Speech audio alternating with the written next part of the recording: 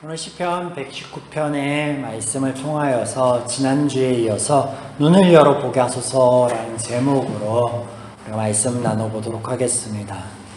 시편 119편은 성경 전체에서 가장 긴 구절이고 또 당연히 시편에서도 가장 긴 시이다라고 말씀드렸습니다. 또 성경의 중앙에 위치하고 있고 완벽한 답간체의 시로서 원어에서 말씀을 가리키는 모든 단어를 망라하여 사용하므로 성경의 저자이시자 편집자 되신 하나님께서 이렇게 구성함을 통하여서 우리에게 그 주제되는 말씀의 중요성에 대해서 강조하고 계신다라는 말씀을 첫 시간 드렸습니다. 그래야 해서 이 모든 것들이 가리키는 것이 결국은 무엇이냐면 하나님의 말씀의 완전성과 중요성이다라는 말씀을 드렸습니다. 자, 더 자세한 내용은 지난주에 드렸던 말씀을 참조해 주시면 감사하겠습니다.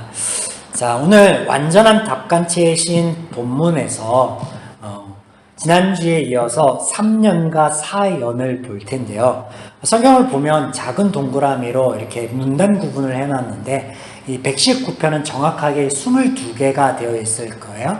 그래서 22년까지 되어 있다. 그리고 22글자의 히브리어 알파벳 순으로 되어 있다. 여기까지 말씀을 드렸습니다.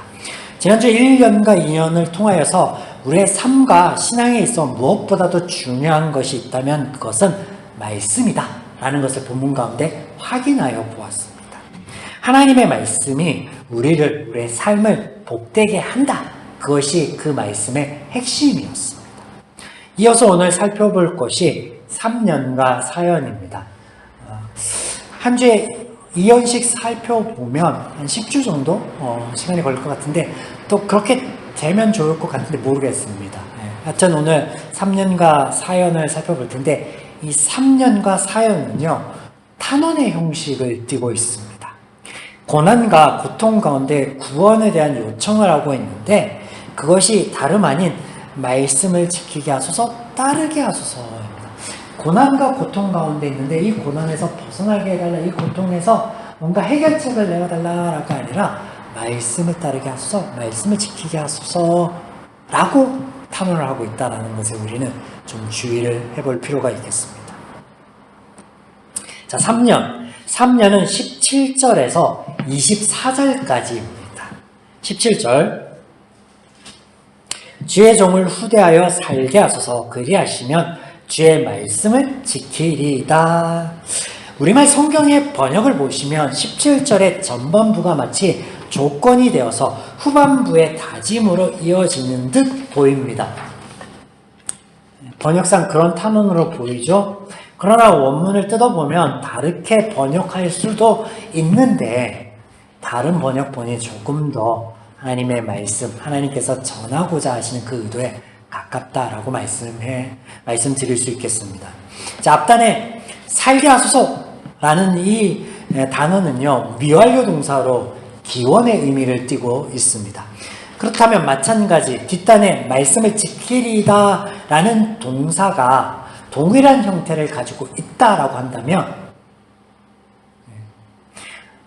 앞서 말씀드린 것처럼 이 단어도요, 이 동사도 미완료형으로 쓰여 있습니다. 그래서 이 사이를 잇는 접속사가요, 그리하면이라는 어떤 반전이나 조건을 의미하는 접속사가 아니라 동일한 내용을 담고 있기 때문에 계속이나 지속의 의미를 담고 있는 접속사로 보아야 한다는 거예요. 그래서 여기 등장하는 히브리어 접속사 이 와우가 그렇게 볼 수도 있다는 거죠. 그래서 이것을 영어 문법의 등위 접속사라는 개념으로 이해해 볼 수 있는데요.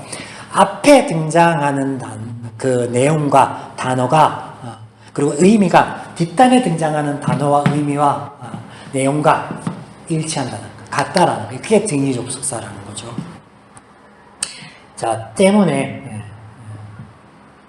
17절은 동일한 탄원으로 보는 것이 타당하다 라는 말씀을 드리며 원어의 의미를 살려서 제가 직역하여 보면 다음과 같습니다. 이게 순서도 이 원어 그대로 살려서 좀 보겠습니다. 자, 인도하소서, 회복하여 주소서, 주의 종이 살 수 있도록, 또 주의 말씀을 지키고 따를 수 있도록. 17절이 그런 의미입니다. 우리말 성경과 느낌이 전혀 다르죠. 전혀 다릅니다. 살게 하소서 이 단어는 살아있는 상태, 생명이 있는 상태를 의미하기도 하지만 생명의 유지 혹은 회복의 의미를 함께 내포하고 있습니다. 회복의 의미다라고 보면 뭐예요? 뭔가 잃어버리고 뭔가 망가진 상태다라는 것을 전제해 두고 있다라는 거죠. 그래서 앞서 원어를 설명드린 것처럼 이 회복, 이런 의미의 회복이요, 말씀을 지키는 것과 같다라는 거예요. 말씀을 지키는 것이 회복이고 회복이 말씀을 지키는 거예요. 같다라는 거예요. 수학 공식처럼. 그것을 성경에서 말씀하고 있다라는 거예요. 자, 이어지는 말씀들 속에서 풀어가겠습니다. 19절. 나는 땅에서 나그네가 되었사오니, 나그네라는 의미는요, 무엇을 의미하는 거예요? 일시적인 거주자 혹은 체류자를 의미하는 단어가 이 나그네이죠. 그런데 앞에 어디에서의 나그네라고 하고 있어요? 앞단에 부수적인 수식어가 등장합니다. 땅이라는. 땅이 뭡니까? 땅은요, 하나님께서 복되게 살아가기를 소망하신 그 모든 것들을 의미하는 것이죠. 하나님의 창조 세계. 넓혀보면 그렇게 이해할 수도 있는데, 그런 땅에서 나그네가 되었다라는 거예요. 그럼 그것이 의미하는 게 뭡니까? 겉돈다, 주인이 되지 못하고 방황한다, 혹은 삶의 방향성을 잡지 못하고 잃어버린 상태를 말하는 거죠. 여러분, 우리 인생의 삶의 주인은 하나님이 아니십니다. 17절에 등장하는 주의 종이라는 표현, 여러 번 설명을 드렸지만 다시 한번 중요하게 말씀드립니다. 교회 안에서 또 신앙생활을 하면서 주의해야 될 표현인데요. 하나님께서 우리 삶의 주인이 되신다라는 성경적인 표현은, 의미는 언제나 하나님이 나를 향한 당신의 사랑 안에서의 책임적인 측면을 강조하는 것으로 사용하고 등장합니다. 하나님께서는 우리가 하나님께서 조성하여 주신 완벽한 이 땅에서 행복하기만을 바라셨습니다. 이때 하나님께서는 하나님의 형상을 따라 우리에게 온전한 자유를 주심으로 우리의 삶이 나의 선택과 지향하는 것에 따라 얼마든지 자유로울 수 있게 하셨습니다. 이게 창조 때의 모습이고, 이것이 하나님께서 지향하시고 소망하시고 바라시고 이것을 위하여 바뀌어진 우리의 삶, 방향성을 잃어버린 우리의 삶을 그렇게 되도록 어떻게 이끄신다라는 거예요. 종이라는 표현이 타당치 않습니다. 네. 그런데 그런 하나님의 바람에도 불구하고 인간은 자유를 빼앗겼습니다. 창조주이신 하나님께서 우리를 높이시고 복을 주시며 바라신 삶을 하나님의 뜻 안에서 누리지 못하고 방황하고 있게 되었습니다. 겉돌게 되었습니다. 무엇이 되어서? 죄인이 되어서. 하나님의 가치관과 마음, 말씀을 거부한 바로 그 선택의 결과였습니다. 하나님께서는 인간을 속박하지 않으십니다. 종 삼지 않으십니다. 이 종이라는 의미 자체가 속박이라는 개념을 포함하고 있는데, 결단코 하나님은 사람을 속박하지 않습니다. 그러나 죄는 하나님의 마음과 원리, 가치관과 다르기 때문에 인간을 속박하고 종 삼습니다. 그래서 우리가 그런 하나님께서 바라시고 원하신 인간의 모습, 하나님의 형상에서 벗어나고 뭐랄까 표현하죠? 그 억눌린 상태, 하나님이 원래 부여해 주신 그 형상을 잃어버린 상태, 그 모든 것을 통칭해서 자유를 빼앗긴 그 상태를 통칭하여 뭐라고 하죠? 죄인이 되어 죄의 노예가 되었다라고 하죠. 죄의 종이 되는 거예요. 죄의 개념과 하나님의 마음과 하나님의 원리와 하나님의 말씀은요, 반대예요, 반대. 물과 기름처럼 섞이지 않는 정반대. 종이란 개념 타당하지 않습니다. 하나님 우리를 종 삼았다 타당하지 않아요. 그러나 죄는, 사단은 노예 삼죠. 하나님께서 말씀하신 것 같이, 그래서 이제 사람이 어려서부터 생각하고 계획하는 것이 항상 악합니다. 모든 것이, 모든 사람이 악하다라고 창세기 6장 5절에서 하나님께서는 말씀하십니다. 우리 속 사람이 하나님의 마음과 원리, 가치관과 다른 반대인 죄의 마음과 죄의 원리의 가치관으로 가득 차게 되었다는 거예요. 때문에 이런 죄에 얼룩진 삶에서 회복으로 하나님을 바라며 탄원하는 것이 마땅합니다. 왜냐하면 하나님 외에는 방법이 없기 때문에 전무합니다. 말씀을 지키며 따르는 것이 그 첩경이다라고 오늘 말씀에서 하나님께서는 우리에게 가르쳐 주십니다. 또한 우리는 죄인에게 있어 이것이 불가능하다는 것을 너무나 잘 압니다. 죄인이 하나님의 말씀을 따르고 지키는 것이 불가능해요. 하나님의 마음, 하나님의 원리가 그 속에 없고 죄의 마음, 죄의 원리, 죄의 가치관으로 가득 차 있기 때문에 하나님의 말씀을 따를 수가 없어요. 때문에요, 하나님께서 말씀 자체가 육신이 되어 우리를 위해 이 땅에 오셨다라는 것을 증거하죠.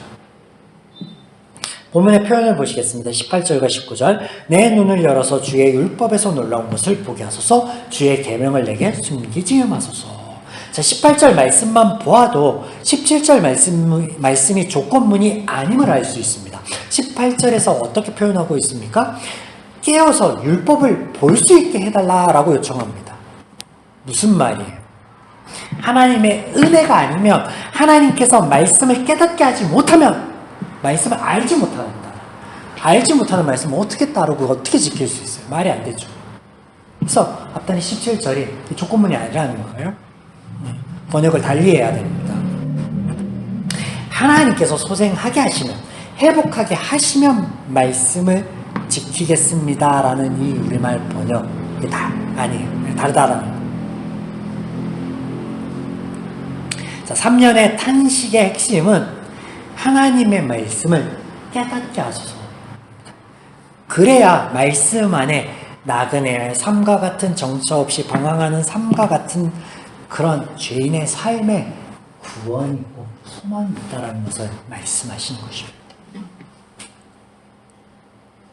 자, 여기 구원의 의미는 방향성으로 보일 수도 있습니다. 그래서 앞서 설명을 드렸죠. 땅에서의 나그네라는 대목을 설명드리며, 두리뭉술한 회복과 살아남을 말씀하시는 게 아니에요.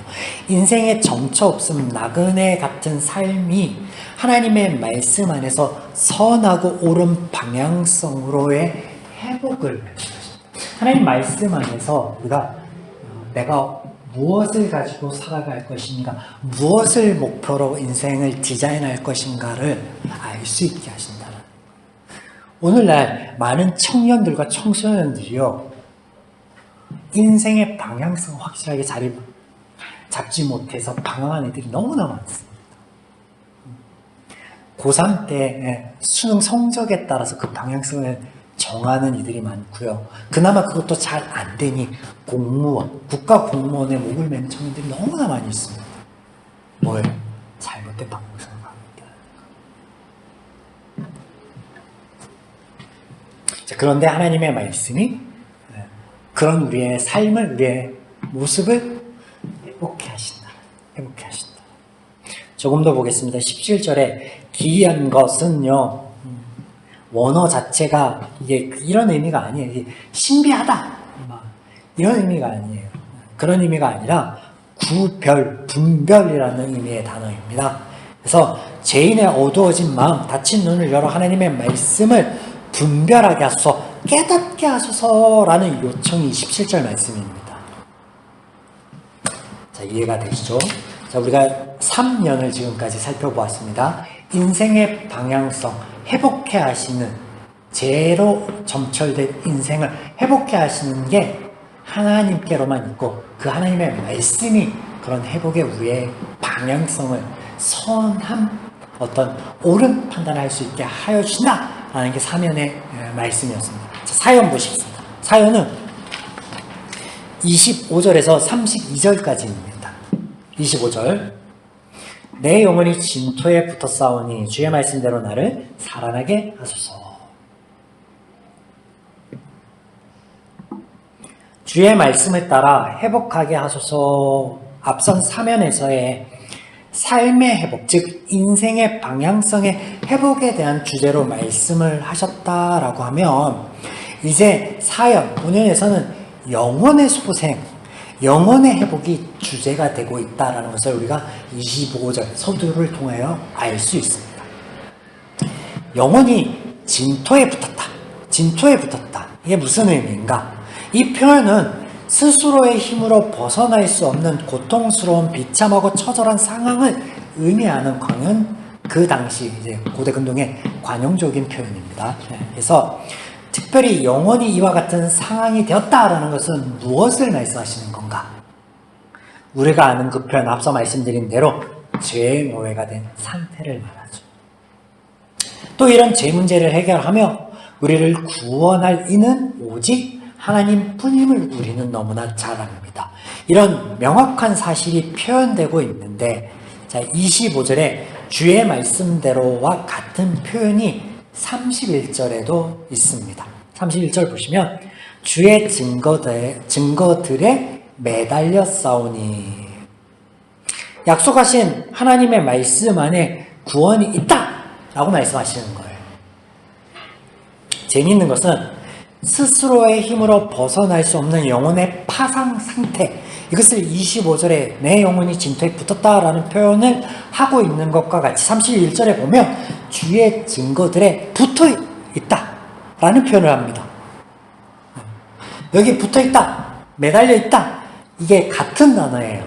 다르게 표현하고 번역하고 있는데 같은 단어입니다. 같은 단어. 무엇을 말씀하는 거예요? 이런 동일한 표현을 통해서, 이런 동일한 시적 표현을 통해서 무엇을 우리에게 은유하고 말씀하시는 거예요? 영혼의 파상 상태에서 벗어날 수 없음과 같이 그 영혼의 파상 상태에서 벗어날 수 있는 유일한 길, 구원의 길이 어디에 있다라는 거예요? 오직 하나님께만 있다라는 거예요. 그리고 이것이 둥그럼 잡는 구전 같은 말뿐이 아니라 하나님의 말씀 안에 정확하게 명시되고 기록되어 있으니 이것이 증거가 되게 하셨다라고 말씀하시는 거예요.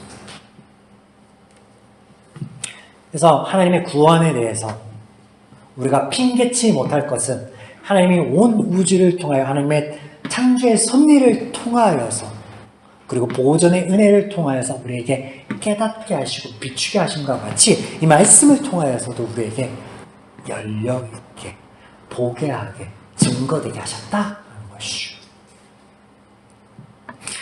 또한 이것이 은혜의 역사 안에서 성경에서 언약이라는 표현으로 등장하기도 합니다. 증거가 언약인가요?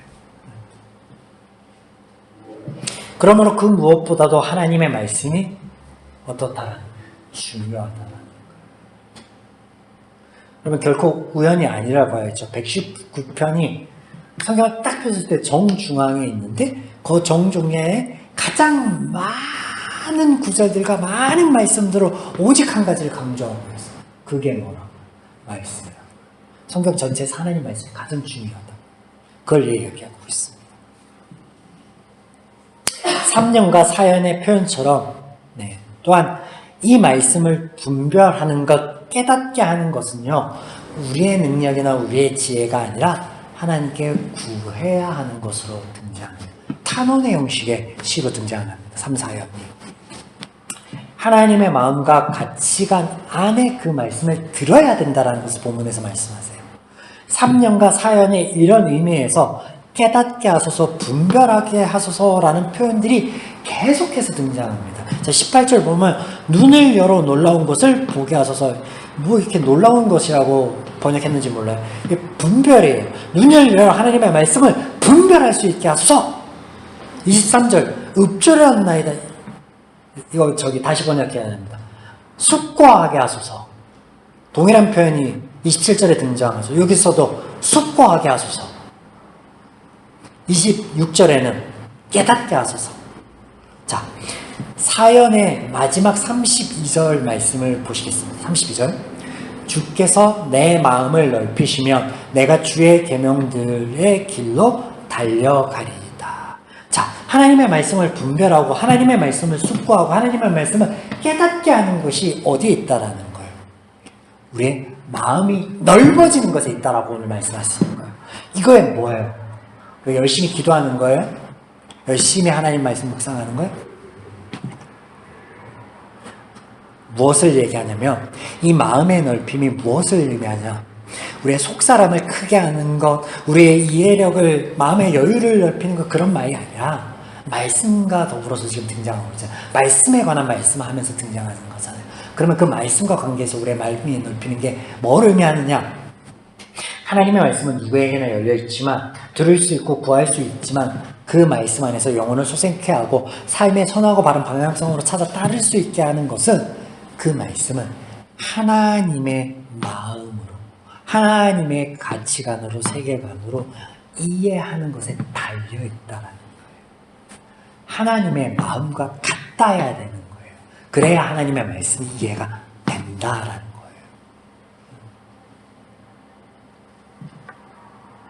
쉽게 말씀드려 하나님의 말씀은요, 하나님의 마음과 가치관으로 보아야 합니다. 우리가 이것을 위하여 훈련을 합니다. L2B 강의를 통해서, 성경 강의를 통해서. 그리고 또 우리가 말씀을 나누면서 기존에 우리가 알고 있던, 통용되고 있던 단어의 의미가 교회 밖에서 통용되던 의미와는 하나님께서 말씀하실 때의 의미가 전혀 다르다라는 것을 보았습니다. 복이라는 단어가 그랬고, 거룩이라는 단어가 그랬고, 공의라는 단어도 그랬고, 예배라는 단어도 심지어 그랬고, 우리가 살펴보지 않았던 것 같은데 성전이라는 단어도 그렇습니다. 그래서 우리가 해야 될 몫이 있다면, 우리가 선택해야 될 몫이 있다면, 우리가 그런 하나님의 마음과 가치관과 원리를 이 말씀을 통해서 우리 안에 계속 채우고 깨달을 수 있도록 하나님이 우리에게 열어주시는 그 모든 환경들 속에서 순응할 필요는 있죠. 더 우리가 눈여겨볼 것은 이런 가르침의 말씀이 앞서 탄원의 형식으로 띄고 있다는 것을 말씀을 드렸습니다. 뭐냐면요, 우리 스스로의 바람과 원함과 소망이어야 된다는 거예요.